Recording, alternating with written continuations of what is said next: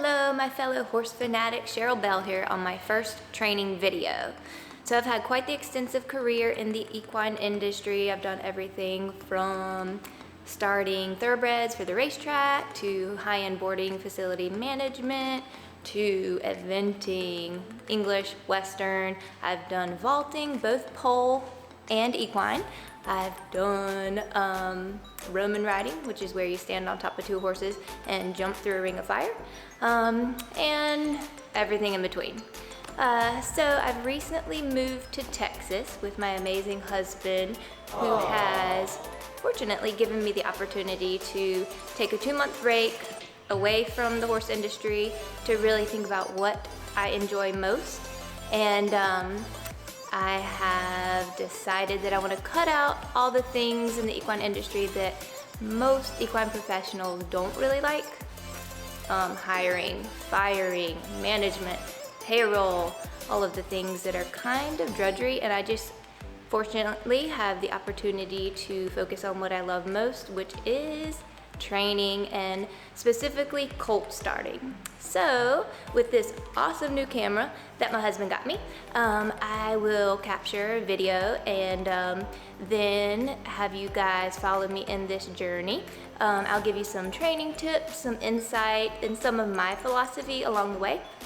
If you like it, please click the like button, subscribe, and follow. And then I do have this awesome Bell Equine apparel, so just hit me up if you'd like to purchase anything.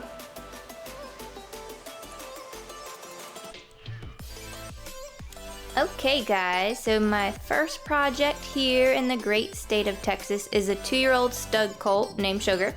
I am thrilled that the owner trusts me enough to go out there on my own time. I don't have to schedule it with the owner. I generally prefer working on my own time.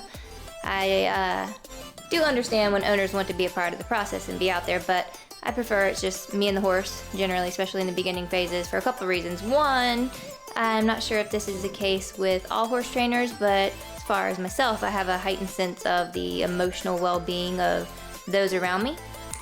This attribute, I do believe, helps me tremendously in the art of horse training. However, it can be a bit tedious to really focus in on reading the emotions of the horse while at the same time trying to tune out the emotions of the human spectators.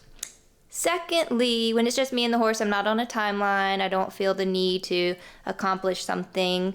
I can really be in the moment and take as little or as much time as the horse needs.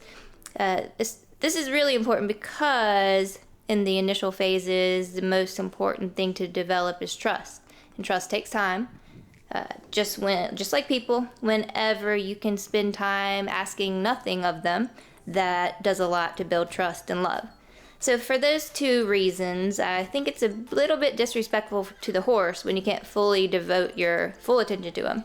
You're asking a lot of a horse that's a prey animal who depends on their flight response as a means of survival to tolerate you mounting and riding for the first time. So for my sake and for the horse's sake, I personally prefer no other human interaction when I'm working with horses. That being said, there is a lot of other chaos going on at the farm. There are distractions. There's cows in the background, dogs barking, dogs running around. There's two little fillies that are playing. There's stud colts that are clanging on the barn behind me.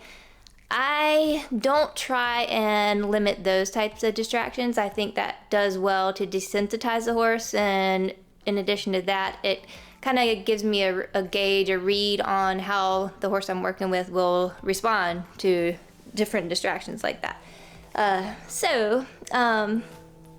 Being as that I'm alone on a horse farm in the middle of nowhere, I do have a safety system. I wear an Apple Watch, so if I fall off, it'll know I'm injured and call 911.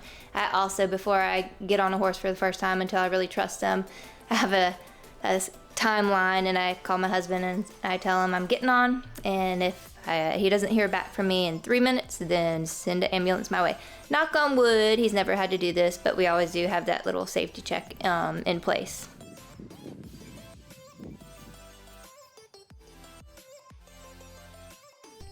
Okay guys, so this is the official meet and greet. I know nothing about this horse other than the fact that he's young and he's green. I do know that stud colts tend to be a bit challenging, and they can also be a bit mouthy. They like to nip, bite, play with you with their teeth, which shouldn't be tolerated. So for that very reason, I'm not a big advocate of treats. I feel like treats can often cause horses to develop some potentially harmful habits. So again, I don't know anything about the horse. I'm just taking it as it comes. I do enter the situation calm, confident, caring for the horse, and also cautious. I do have a great attitude as I enter the situation. If you expect the best, then generally good things will happen. If you expect the worst, bad things do tend to happen. So again, cautious yet confident and very positive. Okay, so now I'm just going to start to handle him a bit, put my hands on him. I'm going to take note of if he's shy of anything in particular, and also if he's sensitive to touch anywhere. The owner especially wanted me to work on picking his feet, making him well behaved for the farrier. Generally speaking, horses need to be seen by the farrier every 4 to 8 weeks, so it's always important to instill at a very young age good manners for the farrier and for getting their feet done. In this particular facility, there's not a great place for me to tie him, so I'm just going to keep him in hand. And I want to instill some good manners and keep this as enjoyable as it can be for the horse. So, as you can see here, he picked it up nicely, and then, like most horses do, he tries to pull away, and I hold it for just 2-3 seconds longer, and then he tries to play with me a little bit, which stud colt, he could bite me if he wanted to, so I make sure I don't let that happen. So the back feet can be a little bit more tricky, especially if you're by yourself. So what I do is just glide my hand down his body. Horses generally move away from pressure. So if you start at the shoulder, down the belly, and then down the hip, down the leg, they'll kind of start to get the picture. And then I make sure I have that rope nice and taut. So if the horse does want to kick me, I'll just pull his nose towards me, which in essence sends his hip away from me. And then what I do, I just take the hoof pick and scratch a little bit the pastern to incentivize him to pick that foot up. And I don't want to work too hard. It's the horse's job to pick the foot up and also hold the foot up. So short, quick sessions like this is all you need. Okay, and now I'm going to start grooming him. What most people would think is grooming, but really what I'm doing is just looking to see if the horse has any sensitive areas. Generally, those would be the ears, the eyes, the nose can be sensitive, the legs, and what I'm particularly curious about is the girth area, because I am about to put a girth on this horse for the first time, and if he's sensitive around his belly or girth line, that would be good to know prior to 1, putting a saddle on, and 2, getting on him. So he seems to be handling everything nicely so far, and I'm just hoping that this behavior continues. In a second here, you'll see him lick and chew. A lot of horse people interpret that as a sign of relaxation or a sign of processing something, which usually I do as well. I'm not over the top obsessive about it. I don't wait for it. I don't pretend to know all the nuances of horse behavior. So I can generally feel if a horse is happy or not, and continue working with them or decide not to, but I don't have to necessarily wait on a lick or a chew for that. And then I work on the yo-yo game a little bit, backing up and then coming towards me. I want to make sure he's respecting my space to back away, and then want to make sure that he's just as happy to come forward towards me. And then I work on lunging basics just a little bit, just at the walk. I'm doing a couple things here. One, I'm just working on communication, but I'm also curious to see if he is apt to go one direction better than another. You'd be surprised, a lot of horse people have a lot of difficulty lunging their horse. So this guy is going to show you the basics. When I try and get him to track right, he's not too keen on it. So what I do is get my right hand close to his halter so he can't turn to the right. And I keep it there and I drive him forward with the lunge line or little crop in my left hand. And then I don't back away. I stay a safe distance from his hind end by staying close to his shoulder. And then once I let him know that I'm not really going to give this up, you probably should, then he moves forward willingly.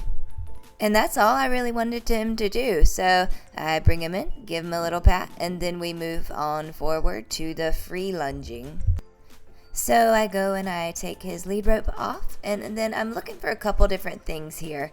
I'm looking for any signs of lameness, one direction or the other. There's a lot of chaos going on. I don't know if you noticed, but outside of the round pen, the other stud colts to the right of the screen, they're curious, and so they're causing chaos, clanging on the barn, clanging on the metal. My dog and the little fillies are having the time of their lives. I intentionally allowed all this chaos to continue because I'm really curious how this colt's going to handle it. If he's going to spook or shy away or get excited.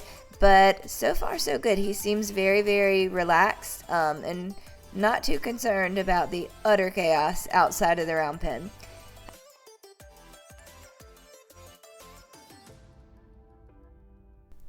As you see here, he wants to do a quick 180 and track to the left, but I blockade him and I don't let him, and I do that for two reasons.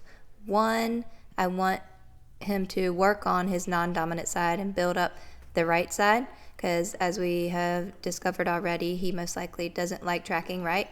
So I do want to build up the muscles on that side, but more so the reason why I stop him is I want him to learn at a very early stage in the game that he's not allowed to make those quick on-the-fly decisions.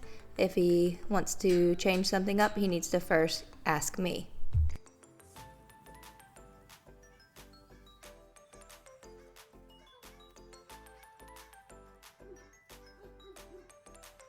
And now when I go to retrieve him, he is a bit standoffish. He doesn't want to get caught necessarily, and I'm very calculative on my reaction to this. I'm understanding of the fact that I've just met this horse and I made him work, so of course he's not going to want to hang out with me much. I do want these initial sessions to be enjoyable for him, and I want him to learn to like me and to trust me.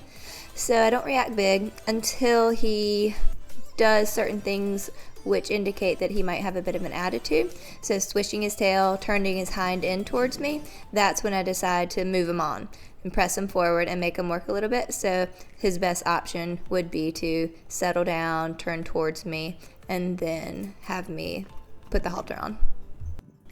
So what I end up doing eventually, contrary to what I said earlier, I do get some grain, and then I approach him at the shoulder, the friendship zone. So rather than coming at his head, or which would blockade him or drive him backwards, or coming up towards his rump, which would move him forward, I come up to the friendship zone, the shoulder, and kind of allow him to eat some of the grain, and that's how I end up approaching him almost all the time now. He's very sensitive because he's in a pasture with some bullies, so they always drive him away. So he's used to when anyone approaches him to move away or run away. So I make sure that I approach him at the shoulder, which is the friendship zone. Alright guys, so that sums it up for this first video, the initial meet and greet, our first session working with this stud colt.